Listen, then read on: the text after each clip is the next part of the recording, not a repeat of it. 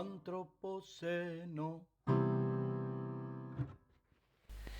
Bienvenidos a todos los presentes aquí a la sala de Antropoceno.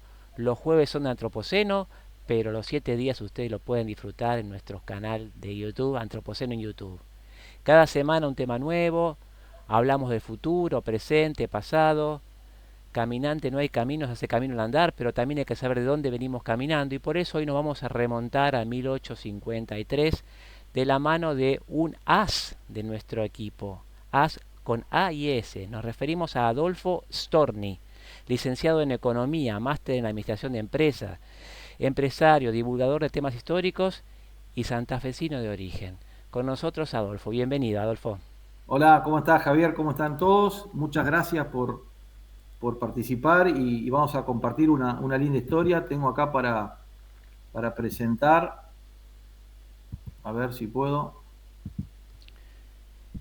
Hablaremos hoy de los constituyentes de 1850 Ahí va.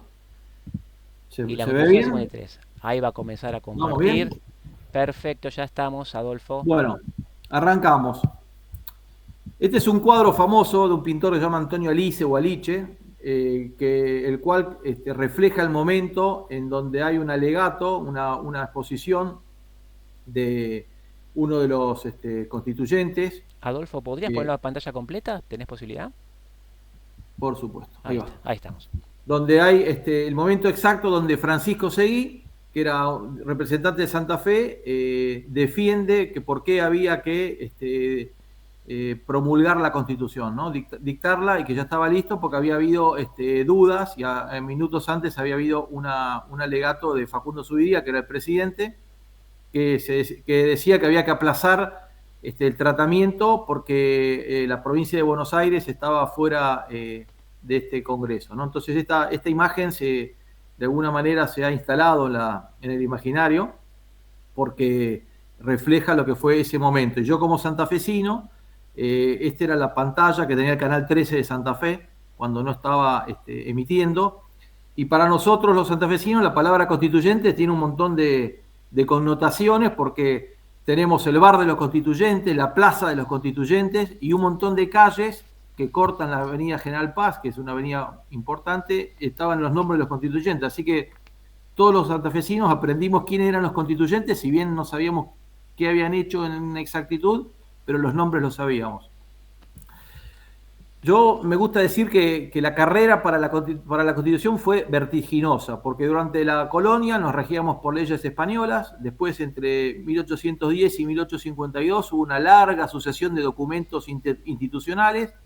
El primero fue el reglamento interno de la primera junta, del 28 de mayo de 1810, hasta el Acuerdo de San Nicolás de 1852, y muchos de los tratados que están en el medio son los llamados pactos preexistentes en la Constitución. Tal vez el más trascendente de todos es el Pacto Federal de 1831. Después hubo 2 intentos de constitución, en 1819 y 1826, que eran de carácter unitario y centralista, fueron muy rechazados por las provincias.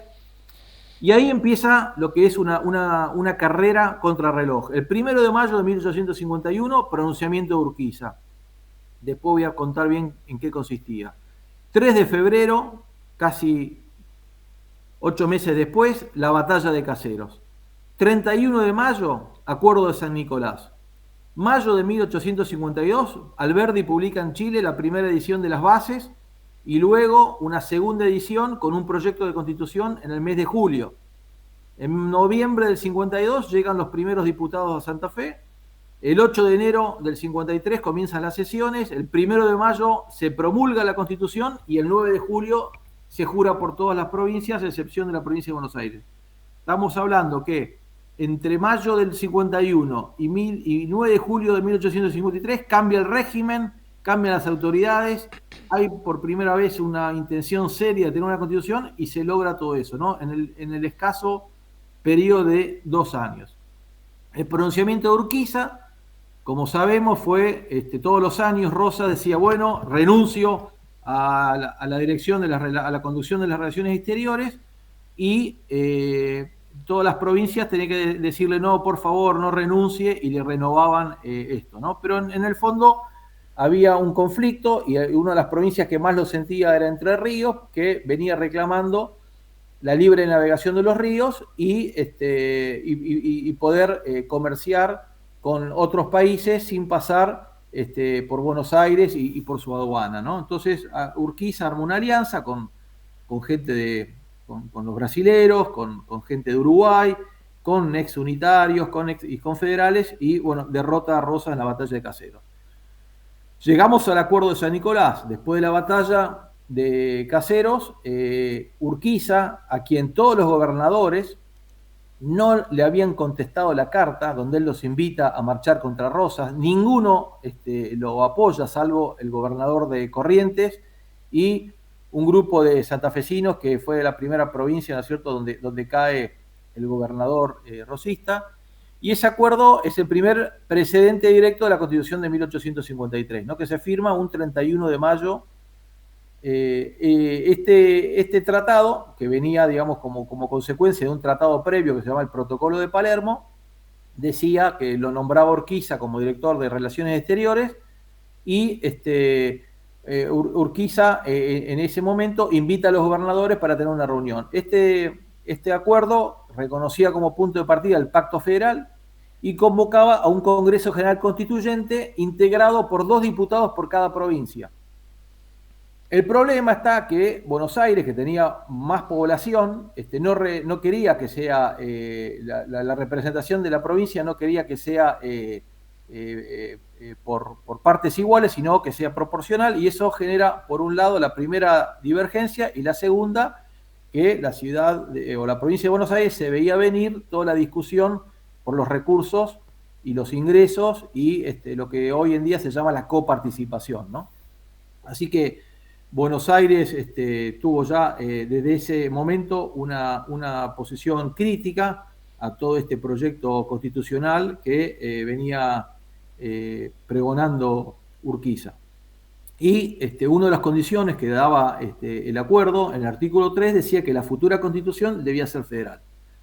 ¿Quiénes iban a ser los representantes de la provincia? Y acá es bueno citar el artículo 7 del acuerdo, que decía que deberían ser hombres que estén penetrados de sentimientos puramente nacionales, para que las preocupaciones de localidad no embaracen la grande obra que se emprende, que estén persuadidos de que el bien de los pueblos no se ha de conseguir por exigencias encontradas y parciales, sino por la consolidación de un régimen nacional regular y justo, que estime la calidad de ciudadanos antes que de provincianos.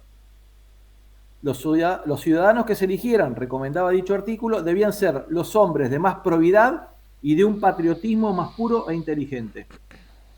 Los antecedentes de nuestra Constitución se pueden encontrar en la Constitución del Estado de Massachusetts, en la Constitución americana, en una obra llamada El Federalista de Hamilton J. Madison, la Constitución española de Cádiz, la Constitución de las Provincias Unidas de Sudamérica de 1819, que era unitaria, centralista y autoritaria, la del 26, que era unitaria, la Constitución de Chile de 1833, que fue copiada casi literalmente en 3 de sus artículos, el gran libro La democracia en América de Alexis de Tocqueville, que muchos de los constituyentes lo habían leído, el libro El dogma socialista de Esteban Echeverría, donde Alberdi y Gutiérrez habían sido amigos y admiradores, la Constitución del Estado de California, el libro de Alberdi, como mencionamos antes, Bases y puntos de partida para la organización de la República Argentina, y 2 proyectos en la misma época, luego de la caída de Rosas, de Pedro de Ángelis, que era un italiano al servicio de Rosas, y José Benjamín Gorostiaga, que ya vamos a contar quién era. Los fundamentos era que siguiendo la gran equilibrio que encuentra Alberdi en su libro base y después en el primer proyecto, era que de alguna manera buscaba equilibrios entre temas que siempre han sido producto o consecuencia, ¿no es cierto?, de muchas divergencias entre las provincias, que era la capital, el tema del federalismo y las autonomías provinciales, la nacionalización de la aduana, la libertad de los ríos y del comercio interior, la libertad de trabajar y de ejercer toda industria útil, las garantías individuales y los derechos de los extranjeros, y la influencia que iba a tener la inmigración y la cultura europea como palancas para elevar la sociabilidad americana y lo que él entendía que era el hombre americano, era el europeo nacido en América, ¿no? Ahí tenemos la carta que Alberdi le manda a Urquiza con su libro, su primera edición, y él ya veía a Urquiza como que iba a ser, le tenía fe, que iba a apoyar la promulgación de la Constitución, y digamos la parte más saliente de la carta donde dice: abrigo la persuasión de que la inmensa gloria, esa gloria que a nadie pertenece hasta aquí, de dar una Constitución duradera a la República, está reservada a la estrella feliz que guía los pasos de vuestra excelencia. Con este convencimiento he consagrado muchas noches a la redacción del libro sobre bases de organización política para nuestro país, libro que tengo el honor de someter al excelente buen sentido de vuestra excelencia. Y más abajo dice: deseo ver unida la gloria de vuestra excelencia a la obra de la Constitución del país. La respuesta de Urquiza, que queda, digamos, gratamente sorprendido y comienza, digamos, con este intercambio epistolar, comienza una relación política y una misión diplomática de Alberdi en Europa de más digamos, de casi 10 años, donde Alberdi era el intelectual, ¿no es cierto?, el que pensaba el país, y Urquiza fue el primero en ejecutarlo, ¿no? Las fuentes, según Alberdi, en un libro que él hace inmediatamente después de la Constitución, decía que las principales fuentes estaban en la historia del país, toda esta historia, ¿no es cierto?, de desencuentros entre unitarios, federales, centralismo, autonomías provinciales, los motivos y decisiones del legislador, acá depende mucho, digamos, el pensamiento de cada uno, los trabajos preparatorios de los publicistas, mucha de esta gente tenía una exposición importante en los medios de la época, y la legislación comparada o la autoridad de los textos extranjeros y sus comentadores. Como vimos anteriormente, habían estudiado muchísimo otras constituciones. La Constitución del 53, como dijimos, era como una síntesis entre la tesis unitaria y la antítesis federalista de Rosas. Recogía toda esta experiencia histórica basada en guerras civiles, en exilios, en anarquía, en privaciones, ¿no? Y sigue la pauta general de los principios del constitucionalismo moderno, que dictaba una fórmula representativa, republicana y federal, la separación clásica en tres poderes, el sistema bicameral, la sanción de las leyes por ambas cámaras, la elección del presidente en forma indirecta con un colegio electoral, el establecimiento de una Corte Suprema de Justicia y la inclusión de una de las más amplias y generosas declaraciones de derechos jamás proclamadas por constitución alguna, ¿no?, que era, entre otras cosas, la libertad de cultos y trabajo, de expresión y enseñanza, de asociación y comercio, de propiedad y domicilio, no solamente para los ciudadanos, sino, como decía el preámbulo, para todos los hombres del mundo que quieran habitar el suelo argentino. ¿Por qué se elige a Santa Fe? Bueno, Santa Fe tenía como un antecedente que el Pacto Federal se había firmado ahí, pero por sobre todas las cosas, Santa Fe estaba cerca de Entre Ríos, y Entre Ríos es la que tenía los fierros. El ejército de Urquiza, de alguna manera, protegía y, digamos, velaba por la integridad de los constituyentes. Que era Santa Fe, albergó a los constituyentes durante casi medio año, y la ciudad tenía 6.000 habitantes, era una típica ciudad, digamos, del interior de Argentina, casas bajas, calles de arena, arboledas frondosas, residencias con patios profundos, verano de calor, humedad, mosquitos, las caminatas a orillas del río y las tertulias en las casas de las familias que, haciendo honor a una característica de los santafesinos, eran muy hospitalarios. Hay una descripción, ¿no es cierto?, de un cronista de la época que decía que la ciudad no era sino un reducido damero de calles silenciosas, cuyas calzadas de acolchonados arenales se extendían flanqueadas por largos tapieles de adobe, sobre cuyos bordes erizados de cachos de botellas asomaban perpetuamente su copa verdeante los naranjos, junto con los rojos techos de teja, bajo cuya protección se deslizaba la vida de las familias, tejiendo el ordimbre moral de las costumbres patriarcales. 3 constituyentes encontraron novia y se casaron. Juan María Gutiérrez, que se casó con la hija de Domingo Cuyen, que fue un gobernador santafesino que mandó a matar Rosas.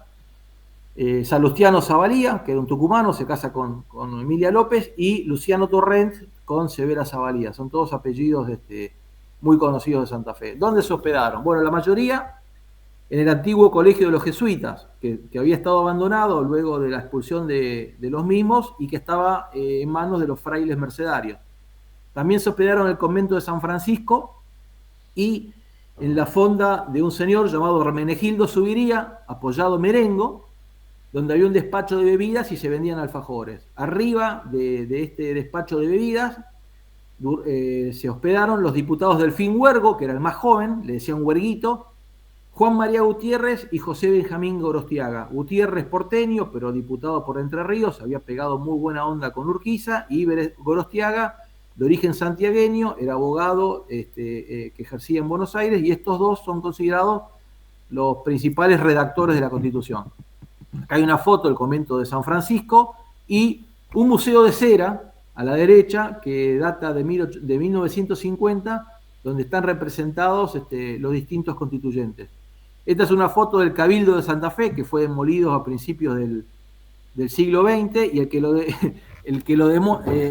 ordenó la demolición, y en ese lugar hoy está la Casa de Gobierno o Casa Gris, el que manda a demoler este edificio histórico, era el abuelo de una tía abuela mía, ¿no? Casada con un tío abuelo. Así que siempre mi papá la peleaba a esta tía abuela, y me acuerdo la anécdota.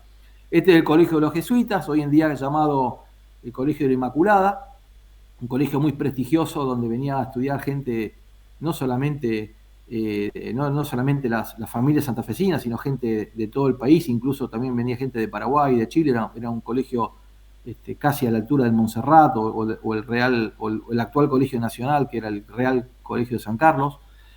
A la izquierda una foto de Leoni Matis, que fue una pintora que recreaba lugares históricos. Ahí se ve más a la izquierda la iglesia matriz, luego el Colegio de la Inmaculada y el Cabildo, que en esa época estaba sin torre, ¿no? Y al lado una foto actual.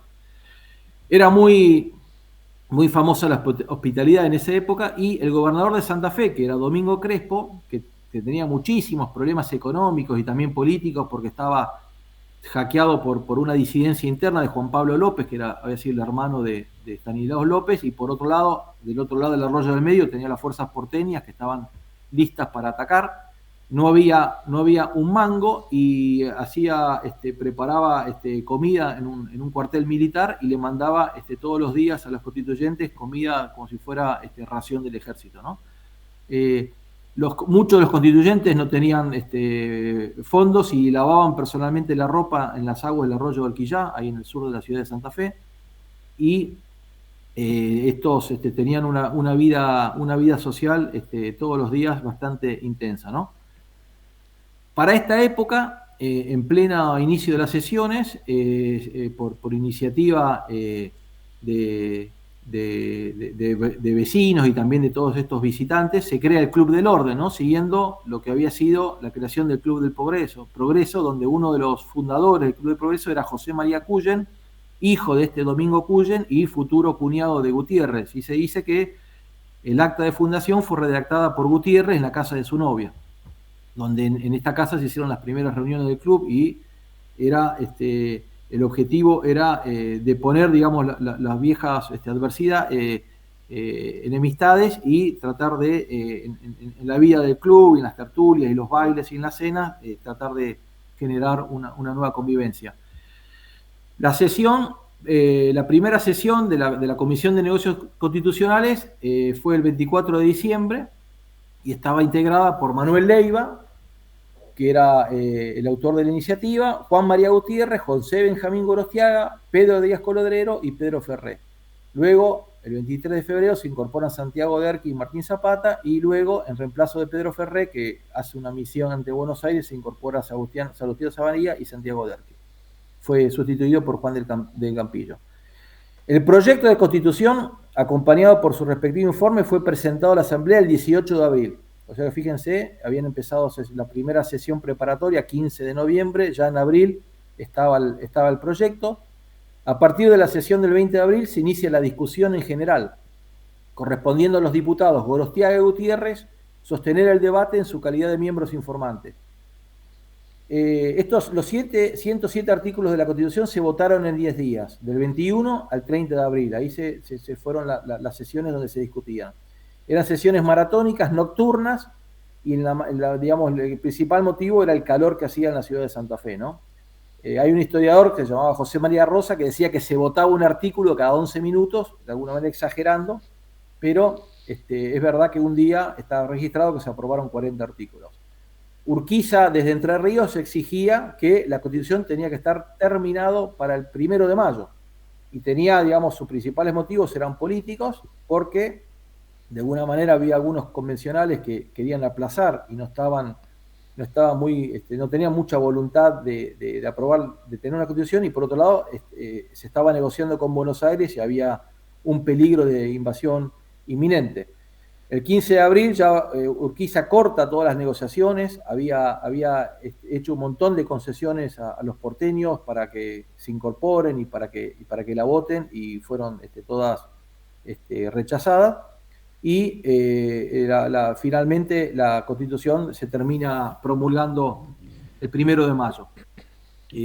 Esta decisión, que como vemos aquí, se toma una vez que se hizo el trabajo, ¿no es cierto? Que básicamente la obra de Gutiérrez y Gorostiaga se termina promulgando el 25 de mayo por Urquiza. Bueno, hubo 3 grandes debates cuando se tuvo que crear esta Constitución. El primer debate fue con la cuestión de la capital de la nación.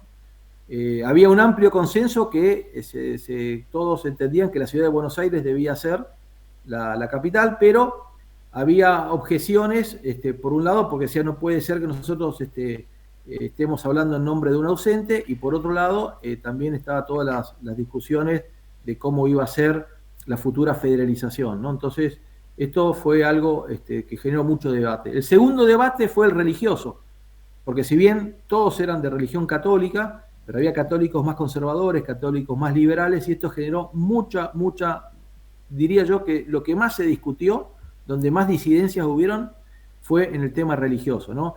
La religión del presidente, si se tenía que sostener la religión, ¿no es cierto? Fue muy discutido, y la verdad que parece casi una ironía, pero uno de los que terminó convenciendo y haciendo prevalecer el punto de vista fue un diputado que era un sacerdote por Santiago del Estero, que era Lavalle, que fue uno de los que lograron generar una fórmula de consenso que fuera aprobada por todos. Y luego el económico, ¿no? Cómo se iba a formar el Tesoro Nacional. Y ahí fue salvado por la intervención del constituyente Juan del Campillo de Córdoba, que también era economista. Bueno, ¿quiénes eran? Los constituyentes tenían de gente muy jovencita, dijimos Huergo, de 28 años, y el mayor tenía 66 años. Algunos habían nacido durante el virreinato, otros ya en época independiente. 15 eran abogados, y otros tantos tenían conocimientos jurídicos y cierta capacitación en leyes. 3 eran sacerdotes, Pérez, Centeno y Lavalle, y 17 provenían de Tucumán y Cuyo, y el resto del litoral. Y varios no eran nativos de las provincias que representaban. Todos la mayoría eran de padres, tenían algún padre europeo, en su mayoría españoles de comunidades como el País Vasco, Galicia, Asturias, Cataluña, Navarra, y todos, salvo Ferré, eran hijos de madres criollas, cuya ascendencia se podía rastrear hasta viejos troncos del siglo XVI.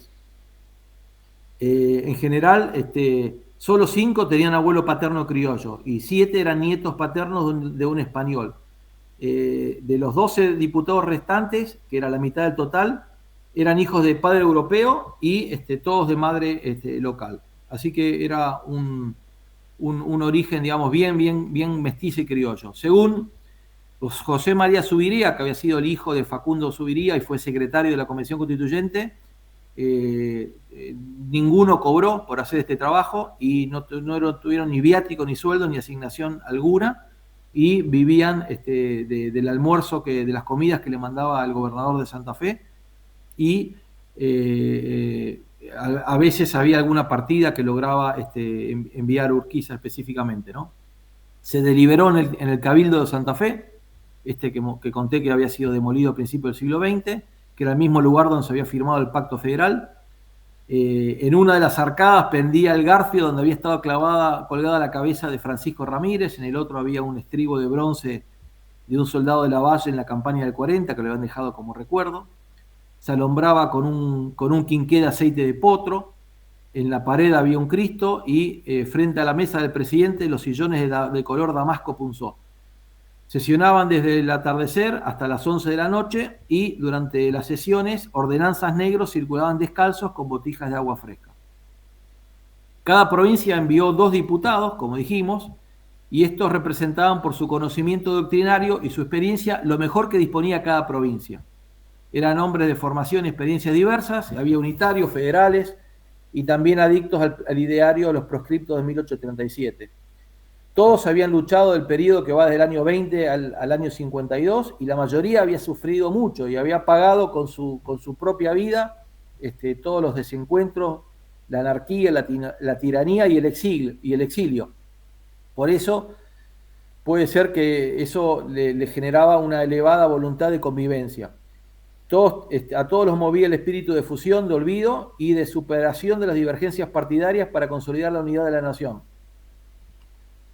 Acá tenemos un grabado de la época con todos los constituyentes y ahora voy a hacer mención de quiénes fueron los principales. Juan del Campillo, diputado por Córdoba, era abogado, político y economista, había sido legislador provincial, defendió las posiciones más federales y conservadores y logrando que se aprobara la moción del presidente del Congreso de que el presidente debía ser obligatoriamente católico. Por su excelente caligrafía fue quien escribió el texto oficial de la Constitución. Fue ministro de Hacienda de la Confederación Argentina, fue también luego ministro de Justicia, Culto y Institución Pública. Urquiza le encomendó solucionar algunos problemas con el Vaticano.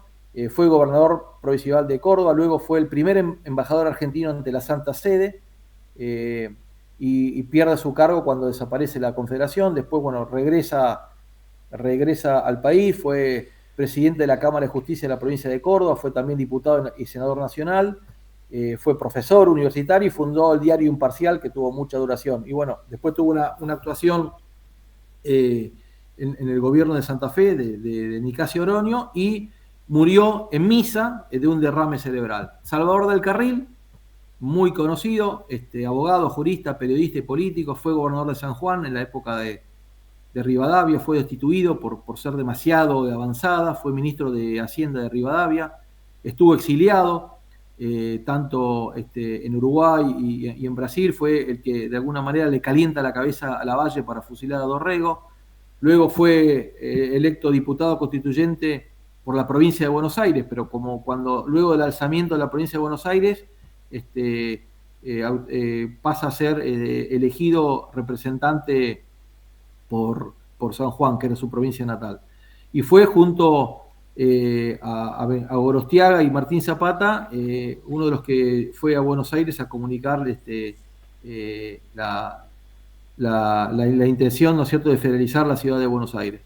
Fue luego vicepresidente con Urquiza y Lucio B. Mansilla fue su secretario. Luego participó en el entendimiento de Urquiza con Mitre luego de la batalla de Pavón y fue una persona muy con una vida política y una trayectoria bien extensa. Agustín Delgado, diputado por Mendoza, también fue periodista, político y educador, se dedicó a la docencia, lo conoció a San Martín, participó en las revoluciones unitarias de Lavalle, estuvo también exiliado, tanto en Chile como en Uruguay, luego regresa a Mendoza después de Caseros, y se dice que no participó mucho en las discusiones, pero aprobó con entusiasmo el texto. Luego fue gobernador interino de Mendoza en 2 oportunidades. Santiago Derqui, una vida muy larga, porque empieza su actuación política en Córdoba, participa ahí, ve afectado por la muerte de Facundo Quiroga y su vinculación a Reina Fe, después está vinculado con Paz, lo acompaña cuando cae prisionero, lo acompaña a Santa Fe, y era su conexión con el mundo externo, estuvo exiliado en Uruguay, tiene una actuación política interesante en Corrientes, también que termina mal, tiene que volver a exiliarse, bueno, después tiene una actuación diplomática ya con Urquiza, es vicepresidente del Congreso Constituyente, luego fue ministro de Urquiza, tanto de Justicia y luego de Interior, fue interventor federal en Santa Fe y en la provincia de San Juan, y luego fue el segundo presidente de la Confederación y su gobierno termina como consecuencia de la batalla de Pavón. Luego se tiene que exiliar, en la guerra del Paraguay los paraguayos lo encarcelan, cuando se van los paraguayos lo acusan de ser ligado a los paraguayos, lo vuelven a encarcelar, bueno, muere en extrema pobreza en la ciudad de Corrientes. Pedro Díaz Colodrero, diputado por Corrientes, una vida política muy extensa, en la convención fue el diputado más viejo, era miembro de la minoría federal y quería lograr una constitución liberal, pero a su vez proteccionista. En algunas cuestiones no estaba de acuerdo, pero por la presión de Urquiza tuvo que aceptar. Luego el gobierno de la Confederación le da, ahorrando su prestigio intelectual y moral, le da el título honorario de abogado, ¿no? Que era algo muy raro en esa época. Pedro Ferré, el gobernador de Corrientes varias veces, un gobernador muy pujante, mucho fomento a la educación, a la actividad económica, fundador de varias ciudades como Mercedes, Empedrado, San Cosme, San Luis del Palmar y Bellavista. Enfrentó a Rosas, le cuesta el exilio, muchos años afuera. Luego, cuando Urquiza empieza a traer a los exiliados, se establece en La Paz, Entre Ríos. Había sido empresario constructor de barcos, es el que hace todas las barcazas y está encargado del cruce del río Paraná, cuando es la invasión de Urquiza hacia Caseros. Luego fue elegido, luego de la constituyente, fue elegido senador simultáneamente por 3 provincias, Catamarca, Corrientes y Santa Fe, y aceptó ser por Catamarca, que era la única de las 3 provincias que nunca había estado, ¿no? Bueno, tiene una participación, ¿no es cierto?, en el gobierno de Urquiza. Luego, poco antes de Pavón, se cruza y se toma partido por Buenos Aires, más por oposición a Derqui y Urquiza que por convicción. Y también es uno de los constituyentes que muere en la total pobreza. Ruperto Godoy, diputado por San Juan, no era de los elegidos al principio, fue como consecuencia del apoyo que los 2 primeros diputados, que eran Sarmiento y Aberastain, que como bien tenido una participación en una revolución, hay presión para que no suban, y bueno, y él llega en segundo caso, ¿no? Fue también presidente de la legislatura, fue gobernador provisorio y fue ministro de gobierno de Sarmiento cuando fue gobernador, y también su sucesor. Gorostiaga, uno de los padres de la Constitución, era un jurista destacado, familia exiliada de Santiago del Estero, era de los pocos que conocía el idioma inglés y conocía bien toda la doctrina y jurisprudencia constitucional de Estados Unidos. Fue ministro de Hacienda de la provincia de Buenos Aires con el gobierno de Vicente López en 1852, y luego se acerca a Urquiza y se transforma en su principal hombre de confianza. Luego cumple misiones diplomáticas para Urquiza, y ya en 1854 se radica en Buenos Aires y tiene una extensa vida política, legislativa y judicial. Participa en la comisión que reforma la Constitución en 1860. Luego Mitre lo nombra ministro de la Corte Suprema de Justicia. Después él renuncia, es elegido diputado nacional. Después, cuando gana Sarmiento, lo lleva como ministro, fue su ministro de Hacienda. Luego vuelve a la Corte y le tocó ser, como miembro de la Corte y como presidente, interpretar muchas de las normas que surgían de la Constitución Nacional. Así que no solamente hizo la Constitución, sino como juez le tocó interpretarla. Tiene participación decisiva en la Revolución del 80, cuando trata de ser uno de los mediadores. Fue luego candidato o precandidato a presidente para la elección del 86, que termina ganando Juárez Celman, y bueno, tiene bastante presión, ¿no es cierto?, para para retirar la candidatura y luego también para hacerlo renunciar. Fue corredactor del Código de Comercio y también es uno de los fundadores de la Unión Cívica, que como consecuencia de la Revolución del 90. Juan María Gutiérrez, porteño, pero diputado por Entre Ríos, había sido uno de los fundadores del Salón Literario con Alberdi, con Echeverría, con Marcos Sastre. Emigra a Chile, la caída de Rosas lo sorprende junto a Alberdi en un barco volviendo de Perú. Estaba dotado de una de las inteligencias más ricas y más completas de la época, era un humanista, un historiador, un hombre de letras y un hombre de Estado. Se entiende que por su talento literario, muchos de los artículos de la Constitución son bien claros y precisos por el dominio que tenía del idioma, ¿no? Alberdi siempre lo consideraba, por su consejo y su influencia, como un coautor indirecto de sus bases. Él tenía la misión de concretar en el texto constitucional el ideario de los emigrados de 1837 y de continuar el pensamiento de Echeverría y de su amigo Alberdi. Fue el autor del capítulo de Declaraciones, Derechos y Garantías de la Constitución, y luego fue ministro de Gobierno en la provincia de Buenos Aires, fue ministro de Relaciones Exteriores de Urquiza y fue rector de la Universidad de Buenos Aires. Delfín Huergo, nacido en Salta, pero fue diputado por San Luis, era el más joven, le decían Huerguito, también tuvo una participación, luego de la Convención Constituyente fue diplomático, representó a la Confederación en Alemania y Austria, luego trabajó en el Ministerio de Relaciones Exteriores en la época de Mitre, y luego fue embajador en Bélgica, fue abogado, también participó en la conciliación de los partidos fue el arreglo que hace Avellaneda y Mitre luego de la Revolución del 74, ¿no? Y luego termina su carrera como embajador en Bélgica.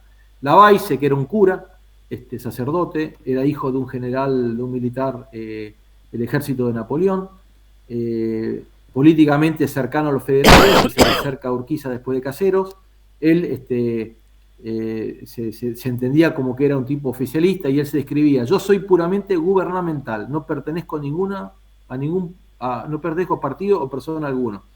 Fue elegido a instancia del gobernador Taboada de Santiago del Estero y se conoce, él escribía mucho a su gobernador y se conocen, digamos, muchas anécdotas y descripciones que él hacía y algunas enemistades que fue cosechando, y hay unas descripciones muy graciosas que él hace de Facundo Zuviría, que era el presidente de la convención, donde le decía que era un viejo palangana boliviano y apologista de sí mismo, o hijo de puta y de puta salteño. Así que, a pesar de que era sacerdote, sostuvo las posiciones más liberales, y él decía que un país que tenía que crecer en población había entendido muy claro las ideas de Alberdi, y, digamos, si nosotros íbamos a traer inmigración, no importaba de qué religión sean, y él como sacerdote tenía que solamente limitarse a predicar fuera digamos, de este congreso. Manuel Leiva, que fue uno también de los hombres clave, porque tenía todo el conocimiento por su experiencia, ¿no es cierto?, con los gobiernos de Santa Fe y luego con su relación con Urquiza, tenía mucho conocimiento de la historia. Luego de la Constitución, de la Convención, fue diputado y fue senador, y también trabajó con el gobernador Nicasio Oroño en Santa Fe, ¿no? Juan Llerena, diputado por San Luis, fue uno de los últimos en llegar, en reemplazo de otro diputado de Gondra. No tuvo mucha participación, pero es conocido porque la provincia de Buenos Aires le encomienda hacer una misión, y esto me hizo acordar a los viajes y a todas las crónicas de nuestro amigo Mariano Winograd. Y esto visitó todos los continentes y hizo un libro junto a Ricardo Newton, donde describían el estado de la agricultura y la producción agropecuaria en todos estos continentes, ¿no? Luego trabajó en el Ministerio de Relaciones Exteriores, cuando Bernardo Irigoyen era ministro, estuvo misiones tanto en Estados Unidos, en Canadá, como en Reino Unido.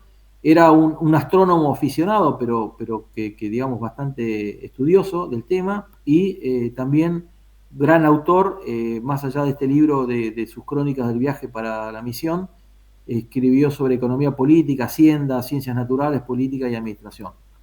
Regis Martínez, diputado por La Rioja, pero era oriundo de Córdoba, estuvo exiliado, luego fue senador y hay en la época de Urquiza fue administrador nacional de Correos y Caminos y por este conocimiento que él tenía de los correos, fue junto con la compañía de transporte de Gordillo, que era una empresa llamada Mensajerías Argentinas, fue el que de alguna manera diseñó todas las rutas y que son las actuales rutas nacionales de unas cuantas provincias, donde gracias a la obra, por las obras, por estas rutas, se recuerda a Regis Martínez. Manuel Padilla, diputado por Jujuy, también estuvo exiliado, fue legislador provincial, diputado y juez, y fue padre de un obispo de Salta. José Manuel Pérez, también diputado, sacerdote, fraile dominico, llegó a ser superior de la orden en Argentina, fue diputado provincial muchísimos años y junto con su ex alumno predilecto Salustiano Zavalía fueron los dos representantes por Tucumán. Fue vicario y bueno, varias veces le ofrecieron el cargo de obispo de Salta que él rechazó. José de la Quintana, también diputado por Jujuy, abogado y político, tuvo una actuación política posterior como diputado, también fue administrador de aduanas, fue gobernador de su provincia, fue diputado nacional, diputado provincial, estuvo en la justicia, fue empleado del Banco de la Nación, jefe de la Oficina de Estadística, una persona, digamos, que tuvo mucha actuación pública. Juan Francisco Seguí, conocido como el orador de la Constitución, había sido también abogado, político, periodista, historiador, fue secretario de Urquiza, fue el que hizo la proclama del famoso pronunciamiento de Urquiza, fue auditor del Ejército de Guerra y también hizo todas las negociaciones para llegar al acuerdo de San Nicolás, fue electo diputado, luego fue diputado nacional y ministro de gobierno de la provincia de Santa Fe, fue periodista, tuvo a cargo el diario oficial que se llamaba El Nacional Argentino, también fue ministro de Relaciones Exteriores y estuvo en la reforma de la Constitución de 1860 y luego, caído de Derqui, se pasa al bando de Mitre. Fue el encargado de traspasar toda la documentación de la Confederación hacia Buenos Aires a pedido de Mitre. Luciano Torrent, abogado, médico y político, también una extensa carrera política. Luego de la caída de la Confederación se radica en la ciudad de Santa Fe, trabaja para el gobernador Oroño y termina participando en la Revolución del Parque de 1890, ¿no? Fue uno de los últimos en fallecer. Martín Zapata, mendocino, también abogado, había estado exiliado, también tuvo escasa participación, pero tenía participaciones clave, ¿no es cierto?, como fue cuando se quiso posponer o aplazar la sanción de la Constitución.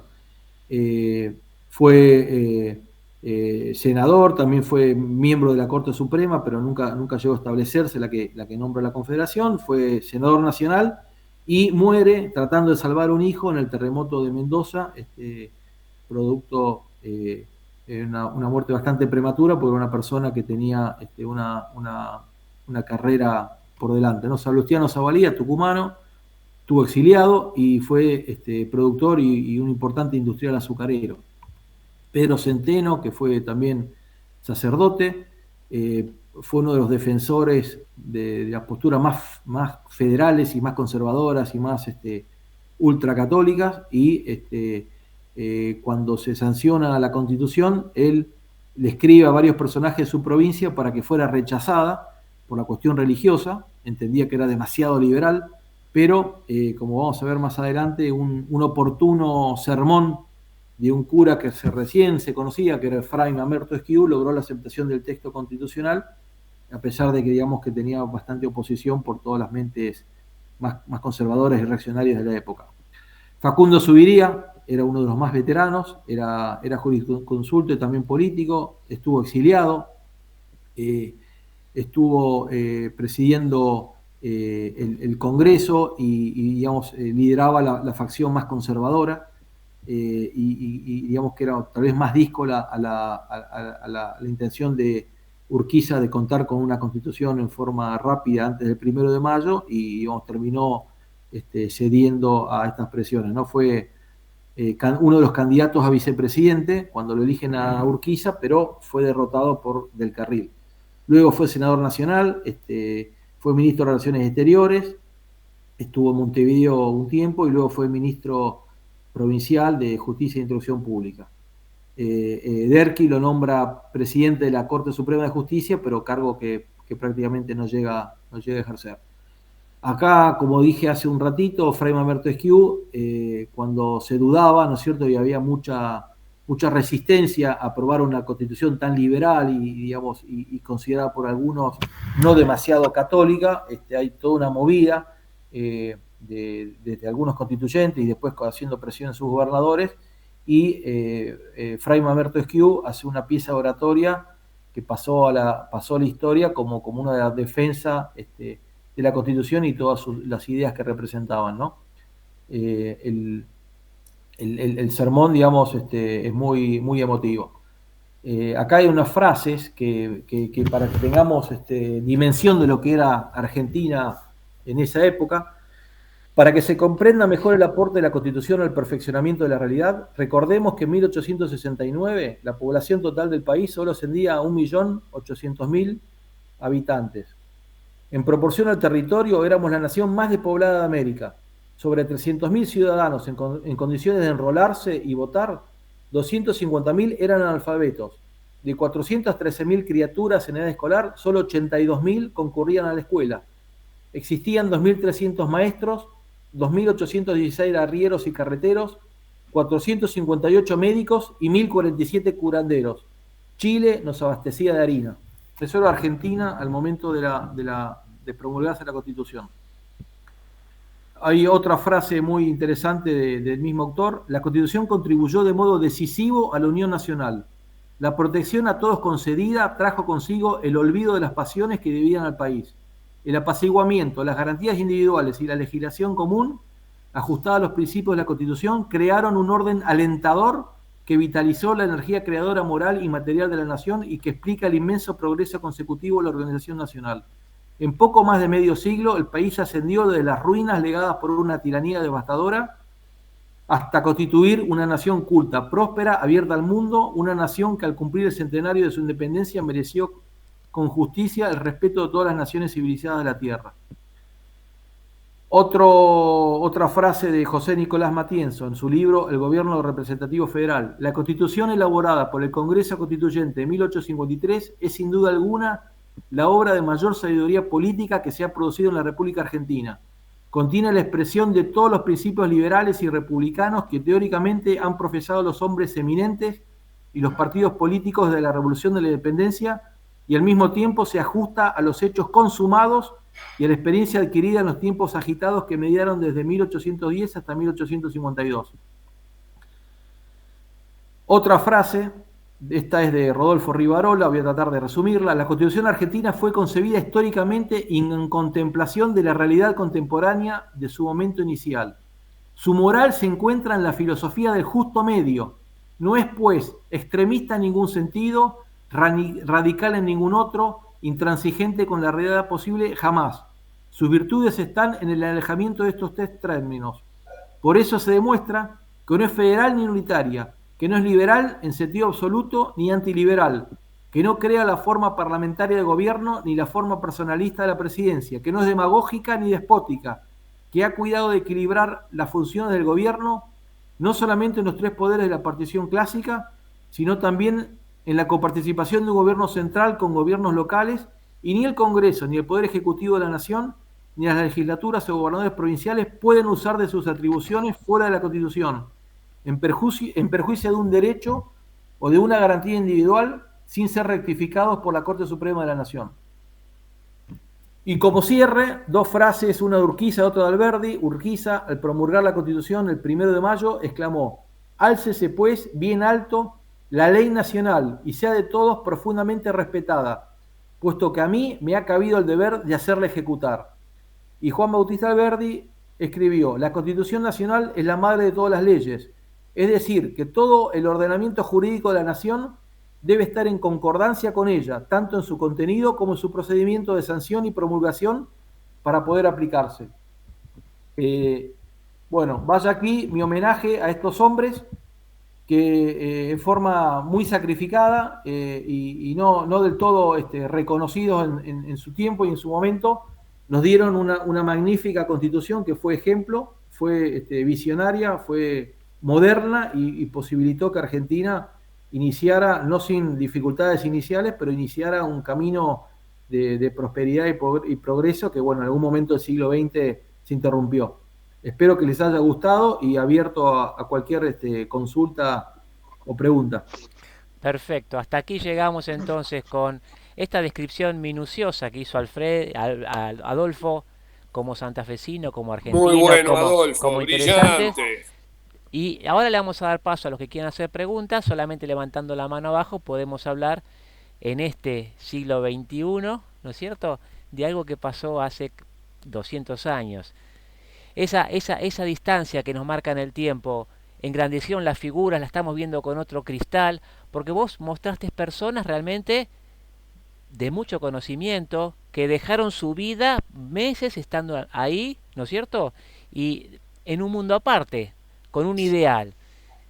¿Cómo lo ves hoy, después de tanto tiempo, esos hombres? ¿Qué nos dejan a nosotros? Bueno, a ver, esos hombres lamentablemente no se repiten, ¿no? Porque la abnegación, el patriotismo, la entrega, el desinterés, hoy en día, vos fíjate que para hasta ser presidente de mesa, si no les pagan, no van.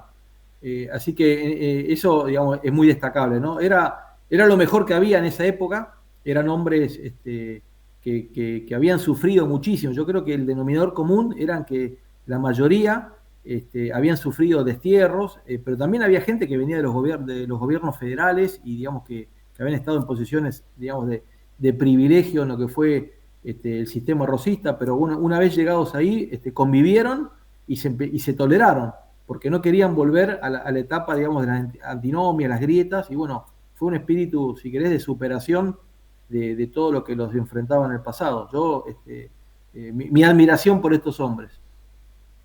Si alguno quiere hacer una pregunta, bienvenido. Viste que en su momento Rosas se sube a un barco, se escapa y se va a Inglaterra. O sea, había un mundo inglés aquí, pero esta constitución se basa en muchos conocimientos de Estados Unidos. ¿Cómo estaba cambiando la geopolítica en ese momento para nosotros? Bueno, a ver, Inglaterra nunca había tenido una constitución, ¿no? La constitución, había habido algunos proyectos europeos, pero básicamente la constitución por excelencia era la americana, la norteamericana, ¿no? Entonces era donde más, si querés, jurisprudencia había. No solamente había un texto, sino que había mucha jurisprudencia y muchos autores, ¿no? Y todos nuestros constituyentes conocían estas obras, ¿no? Porque la mayoría estaban traducidas y hay constancia de que tres de los constituyentes manejaban el idioma inglés, muchos manejaban el francés, pero solamente tres manejaban el inglés y digamos que se buscaba digamos, acuérdense, el acuerdo de San Nicolás decía, la constitución tiene que ser federal. Entonces, no había muchas constituciones federales, porque si bien la constitución chilena fue una fuente, pero era una constitución unitaria. Las constituciones europeas eran unitarias y digamos, había poco en esa época donde mirar digamos, y Estados Unidos era una. Pero Argentina, si bien tomó muchas cosas de la constitución americana, también en algunas cosas las superó. Y uno ve el preámbulo nuestro, que puede parecer parecido al americano, sin embargo, el preámbulo argentino es mucho más abarcativo y más preciso que el americano, ¿no? Entonces, no había mucho para mirar y creo que la obra de estos hombres mejoró el antecedente más directo que tenían, que era la Constitución americana, ¿no? Yo creo que la Constitución argentina, así haciendo una comparación, es mejor. Yo no soy un constitucionalista, ni mucho menos, pero cuando uno ve, es mucho mejor la versión argentina que la versión americana. Darío Pico quiere hacer una pregunta. Darío, te escuchamos. A ver si pone el micrófono y lo escuchamos. Le damos paciencia. A ver, a ver. No Está, sale. si- Está no silenciado. está, no está silenciado, pero está como muteado. Muteado. Bueno. Está sin volumen. Si no, vamos a habilitarle para que pueda escribir en el chat en todo caso y nos escriba ahí en el chat, Darío. La divisa punzó seguía vigente en ese momento, hasta Urquiza la seguía propugnando. ¿Por qué seguíamos con esa divisa y no buscábamos algo que hiciera borrón y cuenta nueva en ese punto de la historia? Mira, si bien Urquiza se apoya a muchos unitarios en su enfrentamiento con Rosas, él no tenía una buena imagen y de alguna manera él decía que él era federal y digamos que Rosas era el unitario o el centralista y él, digamos, subestimaba a muchos de estos unitarios exiliados, ¿no? Él se acordaba de su alianza con los franceses digamos, él había combatido a muchos, a los ejércitos de Lavalle, a los ejércitos de Paz, y no tenía una buena opinión inicial de ello. Yo creo que después Urquiza, producto de la Constitución y producto, digamos, de tener más relación con todos estos exunitarios, se va flexibilizando. Pero él también, acordate, yo creo que hay que pensar en el contexto, ¿no? Todos los gobernadores de todas las provincias, sacando Entre Ríos y Corrientes, ¿no es cierto?, que son las que inician la revolución contra Rosas. Y bueno, cambio de gobierno en Buenos Aires, ¿no?, que es Vicente López, y cambio de gobierno en Santa Fe, todas las demás provincias eran federales y habían apoyado a Rosas durante décadas. Entonces, de alguna manera tenía que seducir a todos estos gobernadores federales y, como dije al inicio, eh, cuando él los invita a marchar contra Rosas, ni le contestaron la carta. Cuando él los invita a San Nicolás, la mayoría fue en forma presencial. Vos fíjate vos el pragmatismo de estos hombres, ¿no? Parecen, digamos, casi son del siglo XXI, son casi modelo 2023. Pero yo creo que hay que tener ese contexto. Para mí, Urquiza sobreactuó, ¿no es cierto?, su federalismo porque tenía que atraer a todos estos gobernadores federales, que no eran pocos, ¿no? Eran casi 11, 12 gobernadores que todavía tenían mucha capacidad de redacción y de volver la situación política hacia atrás. ¿Y el rol del ejército y de los gauchos en ese momento? En este contexto donde estaban muchos abogados, habían miembros de la iglesia, ¿qué rol jugaban en este punto? No, a ver, eran el ejército, era el ejército entrerriano, digamos, y correntinos, y eventualmente santafesino y porteño, que eran los principales ejércitos de la época. No, el pueblo no tiene estos son representantes del pueblo, ¿no? O representantes de los gobiernos provinciales, no hay una participación muy importante en todo el proceso, pero sí cuando se cuando se jura la Constitución en todas las provincias, sí hay registro de que hubo fiestas, celebraciones, misas, discursos, mucho llenado de plaza, no sé qué fue, digamos, fue popular una vez que estuvo el instrumento, pero mientras se discutió fue una tarea de especialistas, no hubo mucha involucración del pueblo. El rol de la prensa y cómo fue la difusión, porque en esa época tampoco mucha gente leía o era culta. ¿Cómo se difundían estas ideas en todo el territorio? Y la mayoría de los constituyentes tenía una participación previa y muchos habían sido y luego fueron periodistas, fundadores de diarios algunos, fueron autores de libros, o sea que ellos, era la única forma de comunicarse en la época era lo escrito, lo gráfico, libros y periódicos, no existía otro medio de comunicación. Entonces, todos estos políticos, todo el político del siglo XIX, básicamente milita con la pluma. Todos, digamos, todos utilizaban la pluma como arma, ¿no? O sea, el que no se calzaba los fierros se munía de una pluma, ¿no? Que era la forma de combatir, de defender, de atacar, de consensuar, de persuadir, o sea, llamarlo como quieras, ¿no? Pero era la forma, de alguna manera, la única forma de comunicar las ideas. Y la batalla cultural se libraba en un solo lugar, que era la prensa y los libros. Después, cuando fracasaba la batalla cultural, iban a la guerra armada. Pero tuvo un rol importantísimo, ¿no? Porque La obra de Alberdi, que se publica originalmente en Chile, pero luego es publicada en Argentina y se manda, se distribuye bastante rápido por todas las provincias y digamos las clases ilustradas y los estudiosos la reciben y la lean. Y después se iba, a medida que se iba avanzando, también hay muchos registros, ¿no es cierto?, por correspondencia, pero también por ciertas posiciones que se fijaban en los diarios de la época, y tuvo un rol central, ¿no?, en divulgar los debates primero, pero después ya la obra, ¿no? Y llegamos a que la Constitución Argentina fue bastante conocida, no estudiada, pero sí conocida, ¿no? Y fue algo tan anhelado durante 40 años que cuando la tuvimos, como que la sociedad estaba muy orgullosa, ¿no? Tal vez a Buenos Aires le costó aceptarla y tuvo que llegar la reforma del 60 y del 66 para que la termine de hacerla suya, porque al principio era la constitución de los 13 ranchitos, como le decían despectivamente al interior. Darío Pico, si tenés audio y querés preguntar ahora, te doy la palabra. Y si hay alguno, ahí Luis Obrero quiere preguntar también, bueno, hay una manita abajo, pero le damos la palabra a Luis Obrero. Vamos Luis, lo escuchamos. Abra su micrófono. Está silenciada. Y si no, también está Alejandra Groba, quiere decir algo también, parece, ¿no?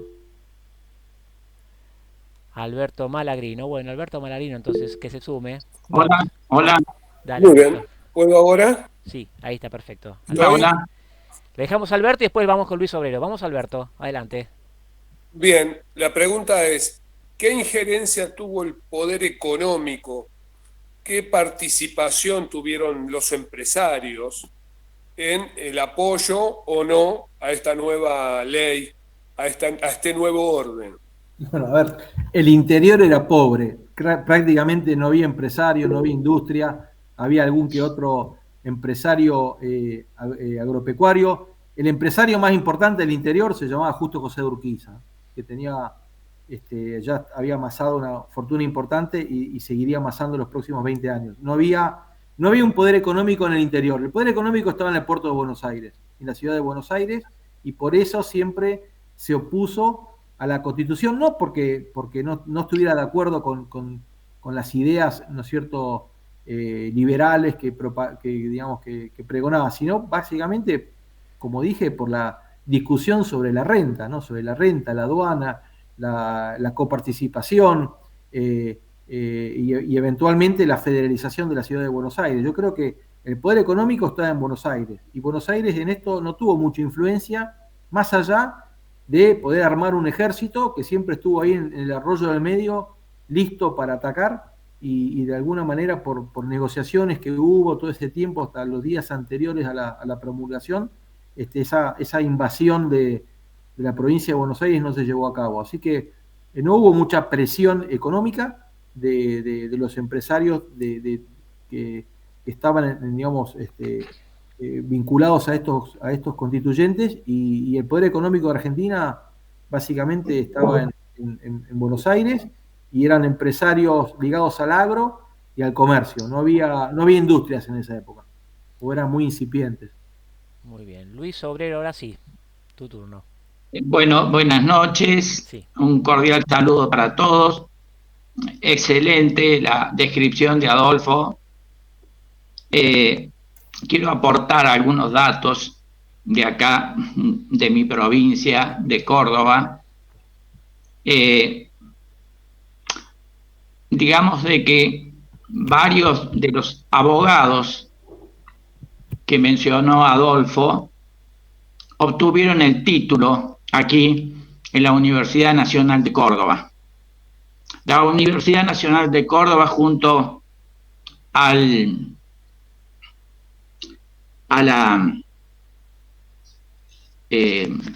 colegio de Montserrat, ya cumplieron 222 años. Y para cuando fue el 1810, la Universidad de Córdoba ya había emitido 2.792 títulos de abogados. obviamente fue la universidad más importante de América del Sur. Hemos tenido el privilegio de recibir de todas las provincias. Yo lo he vivido personalmente, soy egresado de la Universidad Nacional de Córdoba, con un orgullo muy grande. En Córdoba existe, digamos, construcciones sumamente importantes hechas por los jesuitas, y respecto a la Constitución de 1853, bueno, yo creo que para mí fue el texto más elevado que tuvimos. Lamentablemente cuando se la respetó, tuvimos tiempos florecientes. Posteriormente, cuando se la empezó a desconocer,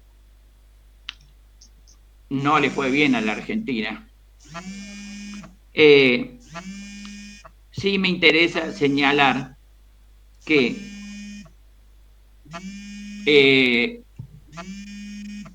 las bases de Alberdi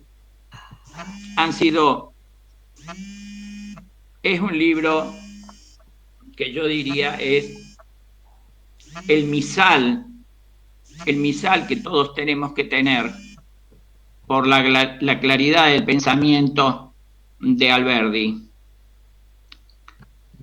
Fíjense en que sobre el pensamiento de Alberdi y la Constitución, allá en 1871, el doctor Vélez Sarsfield fue el único redactor del Código Civil de la República Argentina. A los 2 años fue coautor junto con Colombres del Código de Comercio. Para hacer un paralelismo entre el pasado y el presente, quiero decir esto. El doctor Vélez Sarsfield, que creo que fue el jurista más grande que tuvo América del Sur, nacido acá a 40 kilómetros, en Amboy, escribió un Código Civil de 423 artículos. Todos los artículos tienen, al pie de cada uno de ellos, tienen una nota en donde amplía su pensamiento y ayuda a interpretar la norma jurídica. Hace unos años, 2015, se pone en vigencia, apresuradamente, a mi criterio, el nuevo Código Civil y Comercial Unificado. Ahí intervinieron 25 juristas. 25 juristas en donde han reducido ambos códigos prácticamente a la mitad de lo que tenía Vélez Sarsfield. Y lo curioso es que no escribieron una sola nota a ninguno de los artículos. Entonces, lo que tuvimos en aquel tiempo fueron los auténticos y verdaderos prohombres. Somos los que debemos seguir. Sinceramente, somos los que debemos seguir.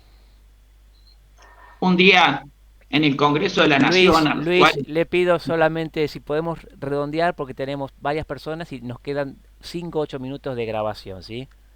Bien. Una cosita que creo importante. Por favor. Adolfo hizo referencia a la Constitución de Estados Unidos. Antes de ayer, Estados Unidos cumplió su el año de su independencia. Hoy, la ciudad de Córdoba está festejando sus 450 años, con una obra extraordinaria de los jesuitas, y que gracias a Dios pudimos lograr que todos los la tremenda obra de los jesuitas vuelva a la Universidad Nacional de Córdoba. Pero quiero señalar esto. Hubo un constituyente, hubo un diputado que hay que tenerlo presente y recordarlo. Lisandro de la Torre. Lisandro de la Torre estuvo en el uso de la palabra durante 5 sesiones.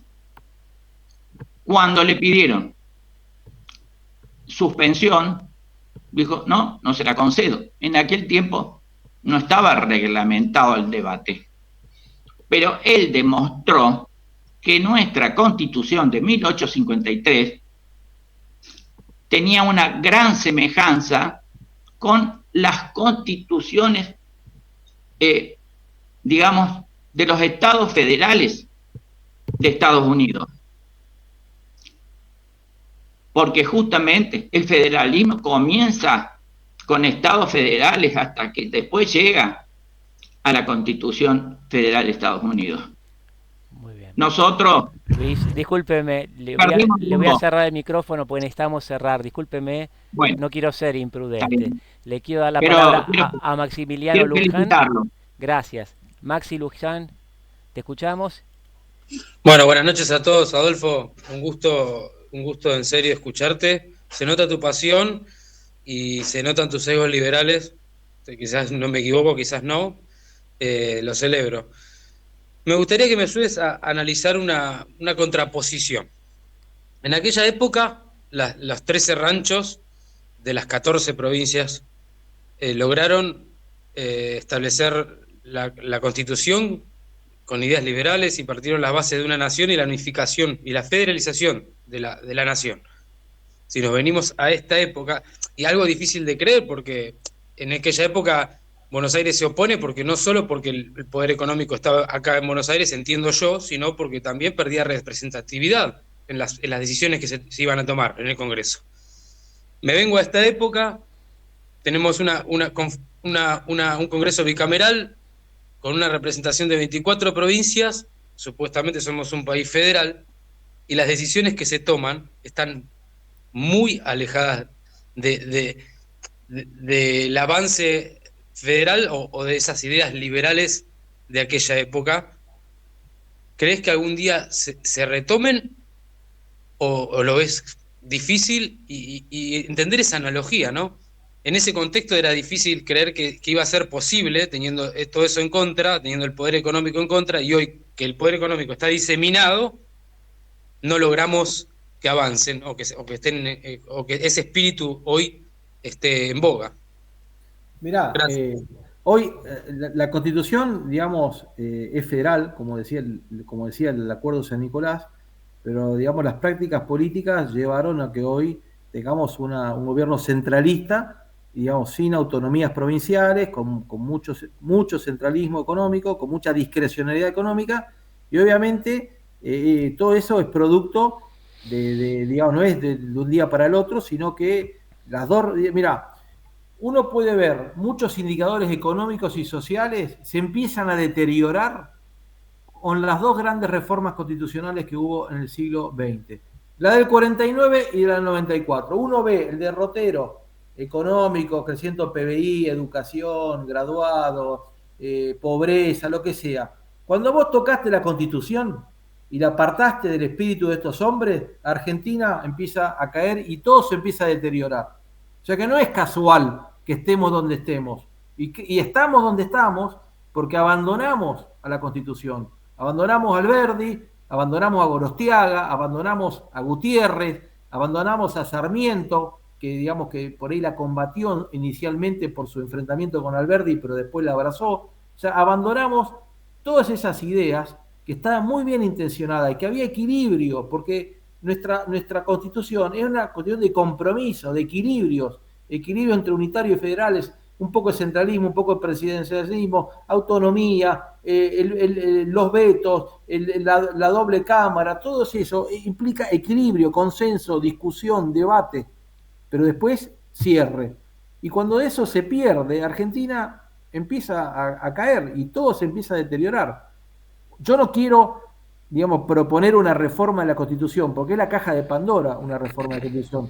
Vos vas y querés sacar el tercer senador, querés sacar la mayoría del 45%, o sea, hay cosas que son aberraciones, pero vos abrís una reforma en la Constitución y te pueden hacer otro mamarracho, con lo cual creo que hay que bancársela y hay que tratar de perfeccionarla. Argentina necesita respeto a la Constitución y las leyes, que no la tiene hace rato, de una mayor, digamos, peso de las provincias en las decisiones, que los diputados y senadores sean expresión genuina y no que los metan a dedo los candidatos nacionales, una señora de Barrio Norte, otro señor de no sé dónde, eso no puede pasar. Y hoy en día hemos abandonado el espíritu de la Constitución, lamentablemente.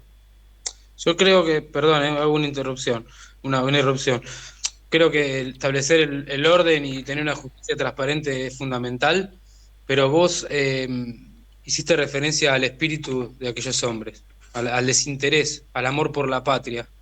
Y creo que yo soy hijo de una española y siento ese amor por la patria. Lo siento y creo que mi madre lo siente aún más que yo, siendo española. Y lleva toda una vida en la Argentina. Y creo que la educación, creo que volver a recobrar la educación de este país, tanto en las instituciones como en la misma casa, creo que va a ser la base para poder volver a recobrar o volver a las bases, a las antiguas bases. Sí. Gracias, Adolfo. Gracias, Maxi. Bueno, Adolfo, ya estamos en tiempo final de esta reunión. Te doy unos segunditos para que puedas hacer una reflexión final y invitamos a todos a despedirnos.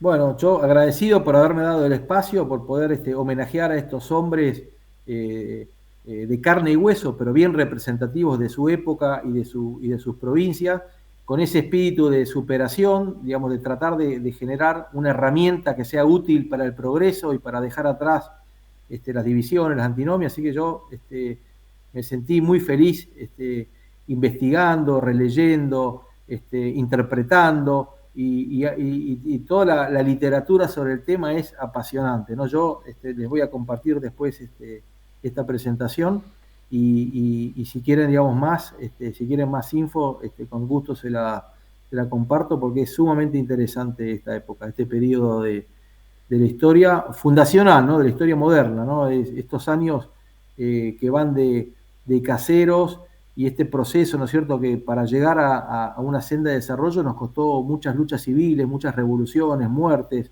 O sea, nosotros conquistamos nuestro progreso, nuestra libertad y nuestro progreso con mucho sacrificio, bueno, no sacrificio económico de privaciones, perdiendo la vida muchos hombres, ¿no? Porque murieron, en todas estas luchas fratricidas, murieron muchísimos argentinos, ¿no? Y creo que la mejor manera de poder homenajearlos es volver a respetar todo lo que emanaba de esta Constitución tan gloriosa, ¿no? Me parece que es lo que todos tendríamos que hacer, salir a hacerla respetar. Muchas gracias. Los agradecidos somos nosotros por traernos estas refrescadas de memoria. Estamos cerca del 9 de julio, otro hecho importante en nuestra historia.